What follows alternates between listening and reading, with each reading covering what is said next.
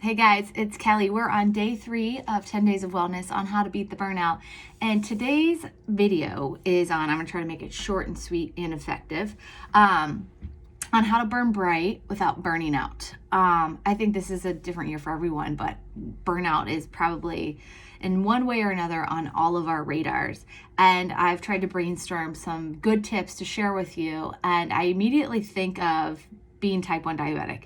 Being type 1 diabetic, burnout is so real, it's so raw, and it's so common. And I think being able to overcome the burnout from having all the things to do with the pandemic in our lives, I've tried to pull on that strength and those tools.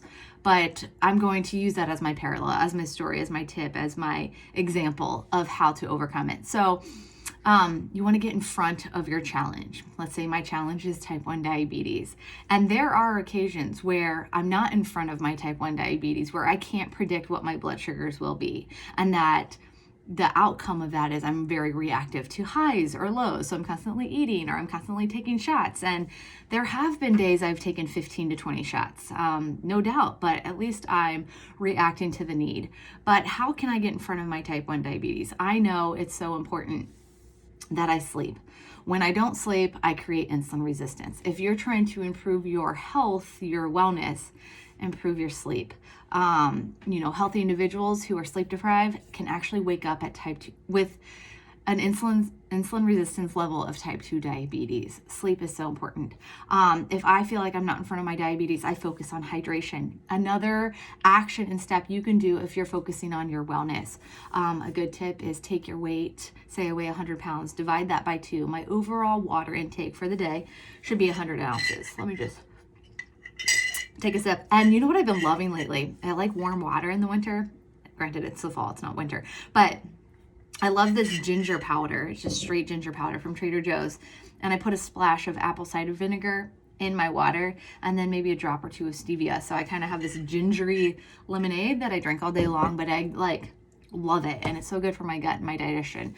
But getting from my diabetes, sleep, water, another thing I always try to really focus on if I just feel like I'm getting exhausted from reacting to the needs is working on a better pre-bolus. And that means when I sit down for my meal, I try to make sure I take a shot or a bolus of insulin enough time in advance so the blood sugar doesn't go up while I eat. So those are 3 things I try to do to get in front of my diabetes. And 2 of those are things that you can adopt as well if you're trying to get in front of your wellness. Make sure you're sleeping. Sleeping is the secret sauce to health. If it isn't there, everything is just like a rabbit wheel.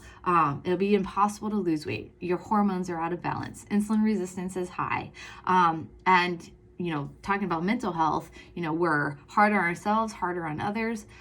Get your sleep. Hydrate, helps our hormones work better, helps us feel better, and it also can help us eat less. Most of the time when we think we're hungry, we're actually thirsty.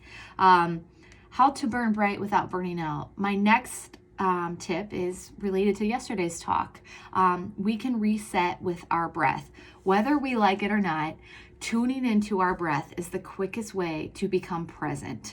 If you're feeling overwhelmed, pause, listen to your breathing. It's very helpful. It also helps lower that cortisol. Last night I was getting ready for bed, and not too long ago we had a scary instance with the fire department in our front yard. And anyways, an alarm started going off yesterday, and I immediately was like, I was like, what is that? What is that alarm? It didn't sound like a fire alarm, but it was loud. Ended up being the neighbor's car. But I jumped out of bed and I looked at my CGM on my watch, and my blood sugar went up. I didn't eat anything. When our cortisol goes up, so does our blood sugar, and that's an easy formula for gaining weight. And this isn't all about weight, it's all about health. But tune into your breath, be present, lower your cortisol levels. Your body can't see, we can see, but our body can't see. It can only sense fear, danger, and so forth. So we need to tune in, calm our body down so our hormones work for us in the right way. My next tip is just know your tools. Like when I'm burning out, I know what tools will help me, and we are all different. And I might sound like a weirdo, but some of my tools are, I love these meal planning sheets. I will put a link in the comments below, but I use a meal planning sheet just to know, like, what are we going to eat this week? What do I need to buy? What do I need prepared? Granted, I do 99% of all the cooking and shopping and all the stuff for the house, because I'm a lot better at it, whether I like it or not. Sorry, husband. Your food is, you grill good, but I do the other stuff pretty much better. Or I actually order metabolic meals quite a bit. I'll bring that up. That's a tool of mine. When I'm feeling really burned out from the needs of grocery shopping, I will order metabolic meals. I just got an email from a client this week.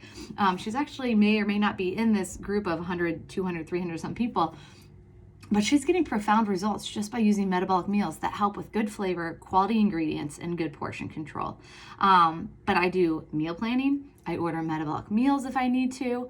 I know doing yoga 1 to 3 to 4 times a week really helps bring out the best in me. I try to walk 10 to 15,000 steps a day. Walking is my medicine besides insulin. And that's just a really good tool for me. Also, I crave people. Maybe I'm an extrovert, probably, because I'm doing so many videos, but I crave people. So socializing, having my friends, my community is so important. And, speaking of the year 2020, I have created that group of friends that are just like family now. But know your tools, pull them out. And it can even be a coach of some sort. It can be a life coach, a business coach. It can be a health dietitian coach. Know your tools and rely on them when you need them.